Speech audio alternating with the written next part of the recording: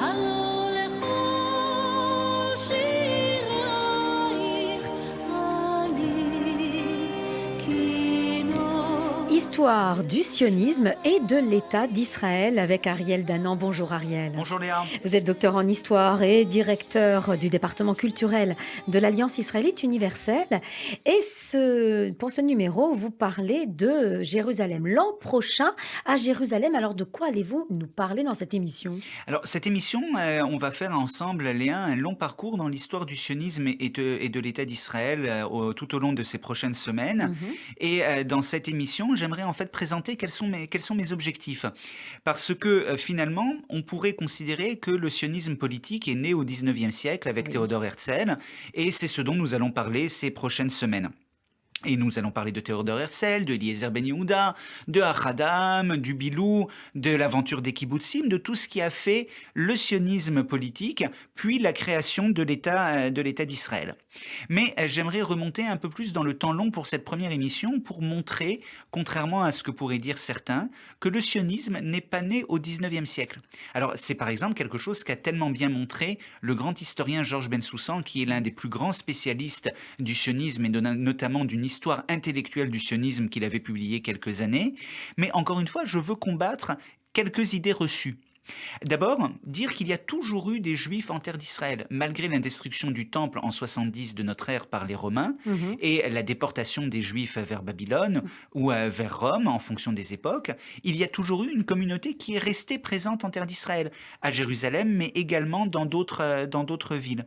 Il est vrai qu'après la révolte de Bar Korban en 135, la majeure partie des Juifs étaient en diaspora, mais non, quand les premiers kibbutznikim, quand les premiers pionniers sont arrivés en terre d'Israël, il y avait déjà des Juifs en terre d'Israël, ils n'ont jamais quitté cette terre, et donc non, il est faux de dire qu'il n'y a eu pendant 15 siècles, avant le 19e siècle, que pendant 15 siècles, il n'y a plus eu de Juifs en terre d'Israël. Donc de vrais sabrats, exactement, depuis des temps immémoriaux. C'est ce que vous voulez nous dire. Et c'est vraiment quelque chose, une idée reçue que l'on entend trop souvent dans les médias, et qu'il faut combattre avec beaucoup de vigueur. D'autant plus que la terre d'Israël a toujours conservé une place prépondérante et prédominante dans le cœur des Juifs. Oui, finalement, alors la diaspora a duré des dizaines de siècles. Malgré cela, mais c'est malgré tout une parenthèse pour les Juifs dans la manière dont nous l'avons toujours imaginé et projeté, une parenthèse avant l'ère messianique, ou en tout cas un retour politique vers la terre d'Israël. Alors on pourrait multiplier les exemples, il y en a des dizaines. Quand on prie, on se tourne vers Jérusalem. L'une des prières que l'on récite 3 fois par jour, à chaque fois que l'on mange du pain, c'est « Rebâtis Jérusalem, la ville sainte, rapidement de notre temps ».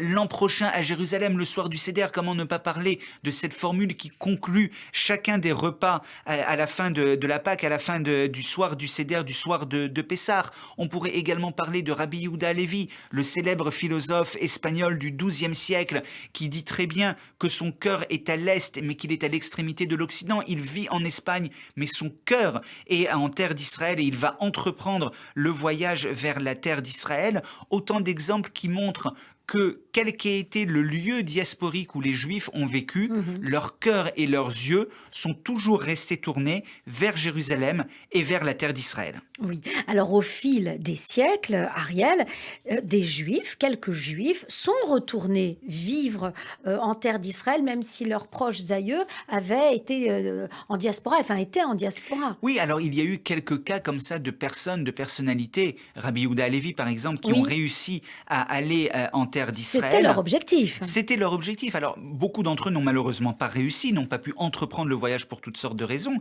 mais notamment après l'Inquisition espagnole, à partir, disons, du XVIe siècle et de la conquête ottomane de la Palestine en 1516, beaucoup de Juifs sont retournés en terre d'Israël et ont reformé des communautés.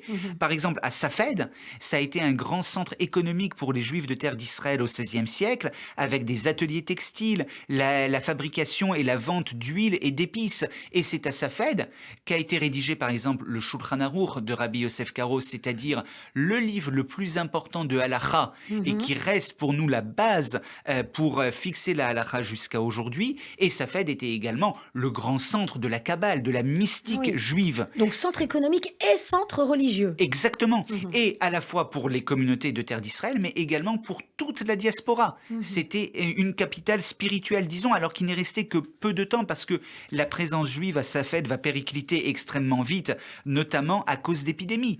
Il y a eu aussi des communautés extrêmement pieuses qui sont restées présentes à Jérusalem tout au long de l'histoire. Et c'était des communautés extrêmement pauvres, il ne faut pas l'oublier, mais c'est un point extrêmement important pour moi. Tout au long des siècles, il y avait des rabbins de Jérusalem qui partaient tout au long de la diaspora, qui partaient pendant des années pour aller en Afrique du Nord, en Europe, dans les Balkans, dans tous les grands centres de la vie juive. Pour rassembler les Juifs, peut-être pour Alors, les faire venir.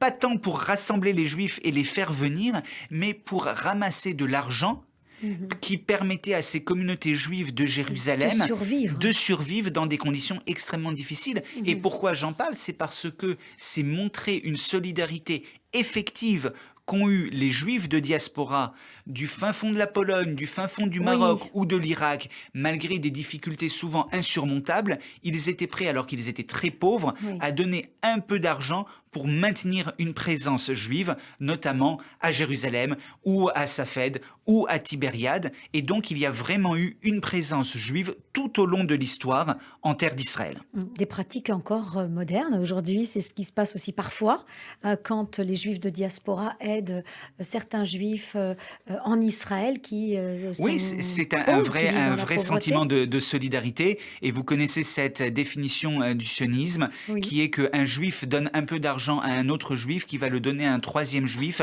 qui va partir s'installer en terre d'Israël. C'est vraiment ça la définition Ah oui, pratique du du sionisme. sionisme. Alors, on va mettre fin à un double mythe. Oui, alors c'est également. vraiment mon objectif pour cette première émission d'introduction, c'est de mettre fin à un double mythe. D'abord, évidemment, je l'ai suffisamment dit, il y avait des juifs en terre d'Israël bien avant les premières aliotes du 19e siècle. Les juifs, les militants sionistes ne sont pas arrivés dans une terre Oui. où il n'y avait pas de juifs.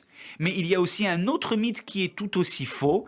Il est faux de dire qu'il n'y avait pas que des juifs. Il y avait aussi beaucoup d'habitants qu'il ne faut pas oublier, ceux que l'on appelle aujourd'hui les Palestiniens, les Arabes israéliens, etc. C'était une terre habitée. C'était une terre inhospitalière. Oui. C'était une terre qui, sur le plan économique, était extrêmement difficile à faire fructifier, notamment sur le plan agricole. Et c'est ça le grand miracle sioniste et israélien, Oui. c'est de l'avoir transformée en terre où coule le lait et le miel, selon la formule biblique. Oui. Mais il y avait des habitants sur cette terre, Qui vivaient- juifs et non juifs. Est-ce qu'ils vivaient plus ou moins en paix? Alors ça, c'est beaucoup plus difficile à déterminer. Disons qu'ils s'ignoraient la plupart du temps, qu'ils vivaient relativement en paix, ou en tout cas qu'ils coexistaient, malgré des moments de grande tension et de grands drames qui se sont produits. Merci Ariel. Je rappelle que vous êtes docteur en histoire et directeur du département culturel de l'Alliance israélite universelle. À la semaine prochaine.